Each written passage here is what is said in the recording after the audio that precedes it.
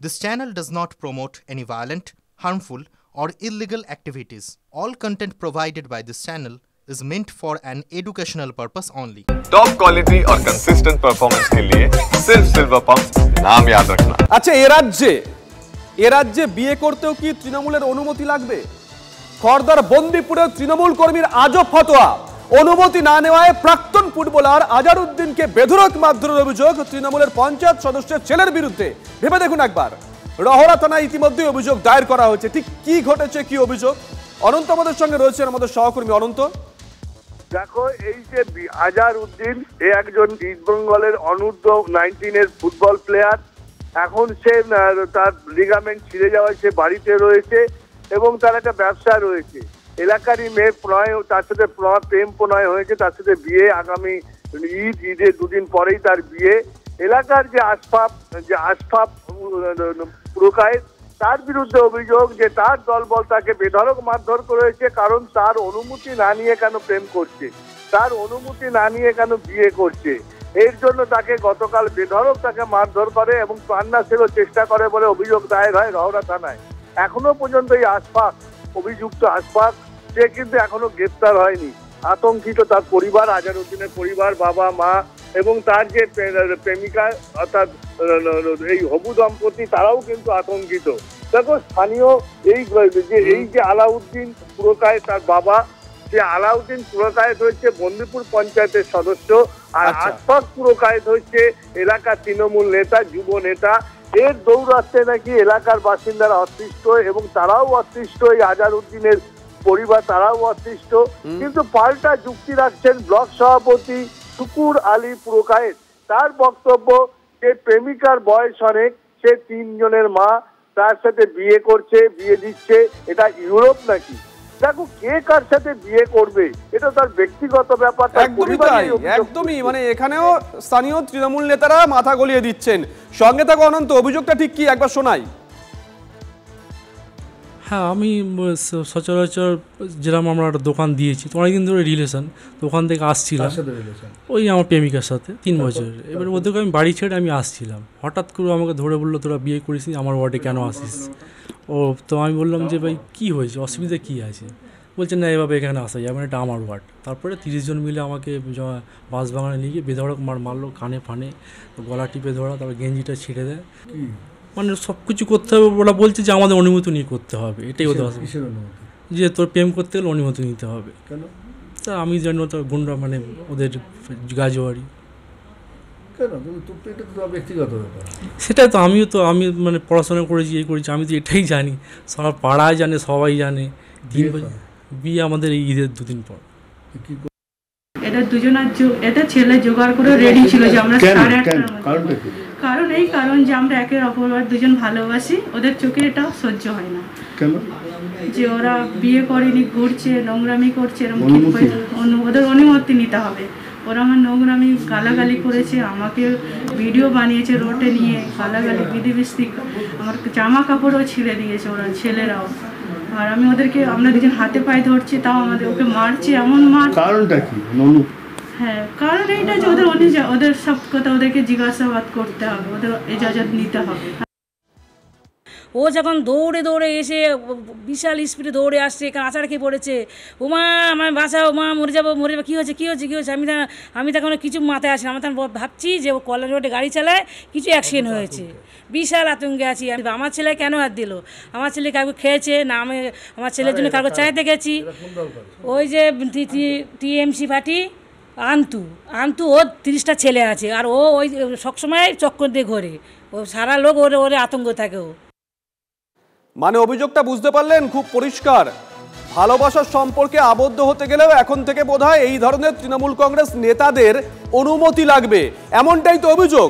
ইতিমধ্যেই রহরা থানায় অভিযোগ দায়ের করা হয়েছে। ঘটনার পর থেকেই পলাতক পঞ্চায়েত সদস্যের ছেলে, অভিযুক্ত তৃণমূল কংগ্রেস কর্মী আশফাক পুরকায়েত ওরফে অন্তু। এখনো পর্যন্ত পুলিশ তার টিকি ছুঁতে পারেনি। তৃণমূলের ব্লক সভাপতি অর্থাৎ স্থানীয় তৃণমূল কংগ্রেস নেতৃত্ব, তিনি কি বলছেন শুনুন।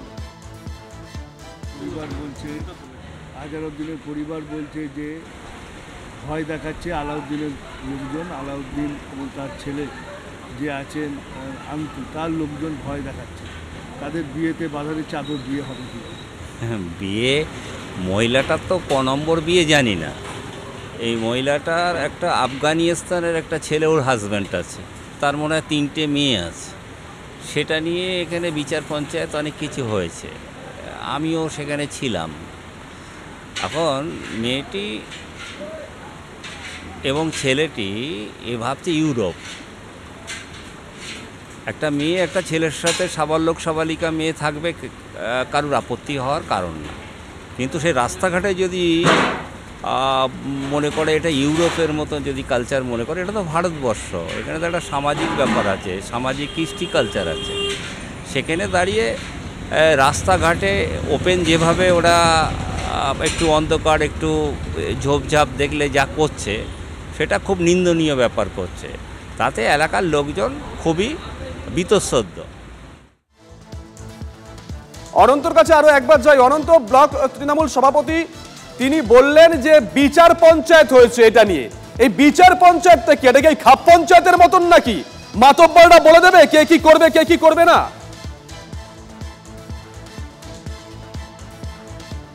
অনন্ত শুনতে পাচ্ছ? অনন্তর সঙ্গে আমরা যোগাযোগ করব, যোগাযোগ বিচ্ছিন্ন হয়ে গেছে। এই মুহূর্তে আমরা যে খবর দিকে নজর রাখছি, বেশি দূর না, এই খড়দার খবর। খড়দার বন্দিপুরে তৃণমূল কর্মীর আজব ফতোয়া। তিনি বলছেন তার অনুমতি না নিয়ে কেন একটি ছেলে যে ফুটবল খেলতো সে একজনের সঙ্গে ভালোবাসার সম্পর্কে আবদ্ধ হয়েছে। বারবার এই প্রশ্ন তুলেছে নাকি ওই তৃণমূল কংগ্রেস নেতা। একজন বললেন সেখানে বিচার পঞ্চায়েত বসানো হয়েছিল গোটা ইস্যুটাকে নিয়ে। অনন্তর কাছে আরো একবার যাই।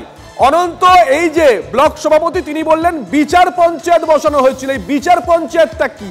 এটা কি খাপ পঞ্চায়েতের মতন কোনো কিছু একটা? তার কি রেপ্লিকা? খাপ পঞ্চায়েতে যেমন হয় মাতব্বররা বলে দেন এটা করতে হবে ওটা করতে হবে, এখন কি সেটাই করছে এখানকার তৃণমূল কংগ্রেস নেতারা? একদমই সালিসি সভা, অর্থাৎ সালিসি সভা করে ঠিক করবে যে এর সাথে এর বিয়ে হবে কি না। দেখো, এই মহিলার কটা বিয়ে কটা বাচ্চা এটা তো তার ব্যাপার নয়। তারা দুজন যদি একসাথে থাকে, প্রেমিক যুগল, তারা যদি সিদ্ধান্ত নেয় তারা দম্পতি হবে বা বিয়ে করবে একে অপরকে, সেখানে তো তৃণমূল নেতাদের কিছু করার নেই। আবার তিনি বলছেন ব্লক সভাপতি এটা ইউরোপ নাকি এটা ভারত, মানে আরে একটা মানুষ তার একটা মানুষের সাথে থাকার অধিকার রয়েছে। যদি পরকীয়ারও ব্যাপার থাকে সেটাও তো সুপ্রিম কোর্ট আইন আছে, পরকীয়া থাকার অধিকার, সেটাও তিনি বলছেন। কিন্তু আবার পরক্ষণে বলছেন এটা ইউরোপ নাকি এটা ভারত। তার মানে কি এরকম চলবে নাকি? এটা কোন রাজ্য হয়ে গেল যে প্রেমিক প্রেমিকা একসাথে যেতে পারবেন না, সে রাস্তা দিয়ে একসাথে ঘুরতে পারবেন না, তার সাথে বিয়ে করতে পারবেন না, এদিকে তার বিয়ের সমস্ত সরঞ্জাম রেডি, তাদের সমস্ত কেনা হয়ে গেছে, ঈদের পরের দিনই তাদের বিয়ে, তাদের গালে হাত পড়েছে দুই ফ্যামিলি যে তারা কি করবে, আতঙ্কে রয়েছেন। আদৌ বিয়ে করতে পারবেন তো? দুজনে 4 হাত এক হতে পারবে তো? এটা কোন জায়গায় রয়েছে? এত আতঙ্ক কেন? পুলিশ এখনও তাদের গ্রেপ্তার করেনি কেন? এই ঘটনা তো একটা ঘটনা, বড় ঘটনা, যে এই ঘটনা কেন পুলিশ তাদেরকে এখনও গ্রেপ্তার করেনি? যদিও আশফাক পুরকায়েত সে এখন গা ঢাকা দিয়েছে এবং তার খোঁজে পুলিশ তল্লাশি চালাচ্ছে, তবে একা তো আশফাক ছিল না, প্রায় 25-30 জন ছিল, এমনটাই অভিযোগ করছে নাজারউদ্দিন। তাহলে এমন ঘটনা কেন ঘটলো? পুলিশ এখনও কেন নীরব? এটাই প্রশ্ন উঠছে, সবাই প্রশ্ন এটাই তুলছেন, পুলিশ কেন নীরব? সত্যি তো অনন্ত, মানে এখানে একজন ব্লক সভাপতি তিনি বলছেন যে এটা ইউরোপ কিনা, তিনি ঠিক করার কে? এটাই কি ওখানে হয়ে আসছে? তিনি কি এরকম ঠিক করে দেন এটা ইউরোপ হবে না, এটা লন্ডন হবে না, এটা গোয়া হবে না? একদমই, যে এটা ভারত এটা ইউরোপ নাকি, আরে তিনি ঠিক করে দেবেন? মানুষের মৌলিক অধিকার, কে কার সাথে থাকবে, মানুষের মৌলিক অধিকার, প্রেমিক প্রেমিকা কার সাথে থাকবে, তারা একসাথে জুটি বাঁধবে, একসাথে ঘর করবে। কিন্তু তার পরিবার উল্টে এখন আতঙ্কে আছেন যে তাদের এখন তাদের কাছ থেকে অনুমতি নিতে হবে। কেন অনুমতি নিল না? তারা অনুমতি দেবে। আমরা নজর রাখছি, নিঃসন্দেহে খবরটার একটা আলাদা গুরুত্ব আছে। একজন তৃণমূল কংগ্রেস কর্মী তিনি সেখানে ফতোয়া জারি করছেন কে কার সঙ্গে ভালোবাসার সম্পর্কে আবদ্ধ হতে পারবে, আবদ্ধ হতে পারবে না। তার অনুমতি না নিয়ে ভালোবাসার সম্পর্কে আবদ্ধ হয়েছিল বলে একজন ফুটবলার তাকে বেধড়ক মারধর করা হচ্ছে। আর যাদের মধ্যে এই সম্পর্ক তারা ঠিক কি অভিযোগ করছেন শোনাবো, ব্যাক টু ব্যাক শোনাবো। ওখানকার ব্লক তৃণমূল সভাপতি তার আজব সাফাই শুনুন। এটা দুজনের এটা ছেলে জোগাড় করে রেডি ছিল যে আমরা 8:30টার মধ্যে। কারণ যে আমরা একের অপর দুজন ভালোবাসি, ওদের চোখে এটা সহ্য হয় না। কেন? যে ওরা বিয়ে করেনি, ঘুরছে, নোংরামি করছে, এরকম ওদের অনুমতি নিতে হবে। ওরা আমার নোংরামি গালাগালি করেছে, আমাকে ভিডিও বানিয়েছে রোডে নিয়ে গালাগালি বিধিবিস্তি, আমার জামা কাপড়ও ছিঁড়ে দিয়েছে ওরা ছেলেরাও। আর আমি ওদেরকে আমরা দুজন হাতে পায়ে ধরছি, তাও আমাদের ওকে মারছে, এমন মার। কারণটা কি? ননু? হ্যাঁ, কারণ এইটা যে ওদের সব কথা ওদেরকে জিজ্ঞাসাবাদ করতে হবে, ওদের ইজাজত নিতে হবে।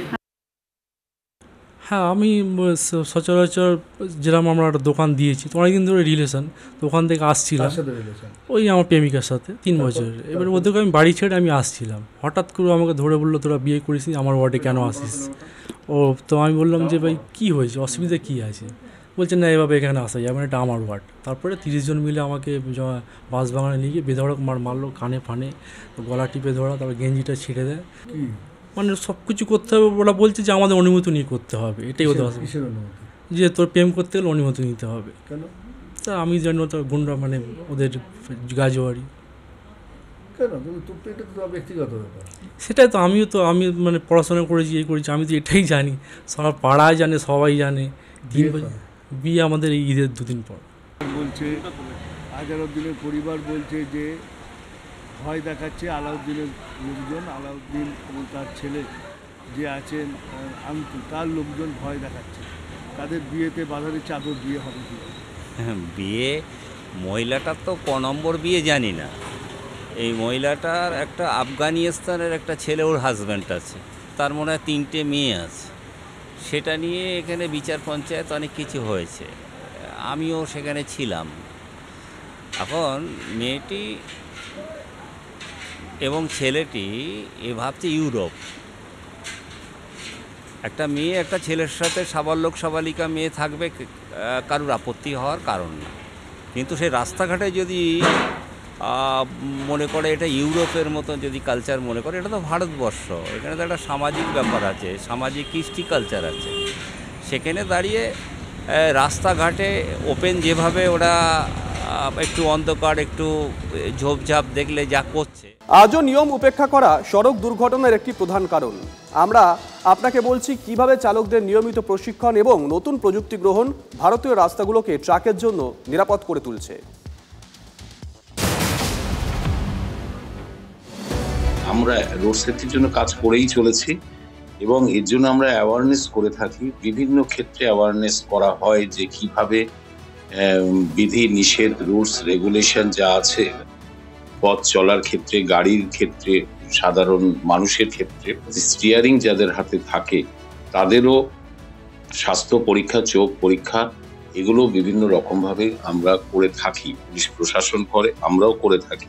অনেক সময় নেশা করে গাড়ি চালান, অনেক সময় দেখা যায় গাড়ির যারা খালাসি তাদের দিয়ে হাই রোডে গাড়ি চালানো হয়, এর থেকে বিপত্তিগুলো ঘটে। হাইওয়ে গুলোতেও একই রকম ভাবে যারা ট্রাক চালায় বিভিন্ন ধরনের সাইনেজ দিয়ে, বিভিন্ন ধরনের গার্ডরেল দিয়ে আমরা গতিকে নিয়ন্ত্রণ করার চেষ্টা করছি। এবং পশ্চিমবঙ্গ একমাত্র রাজ্য যেখানে প্রথম স্পিড ম্যানেজমেন্ট পলিসি নেওয়া হয়েছে। যারা ট্রাক চালায়, মানে হাই রোডে যারা ট্রাক চালাচ্ছেন তাদের ওপরে আমরা আরো নজরদারি বাড়ানোর আমরা প্রচেষ্টা করব। এখানে ইলেকট্রনিক সার্ভিলেন্স দিয়ে আমাদের ট্রাফিক কন্ট্রোল করা হয়। এখানে স্পিড লিমিট যন্ত্র আছে, এনপিআর ক্যামেরা লাগানো আছে। ই চালানের মাধ্যমে একটা কেস চলে যায় গাড়ির চালকের কাছে, গাড়ির মালিকের কাছে।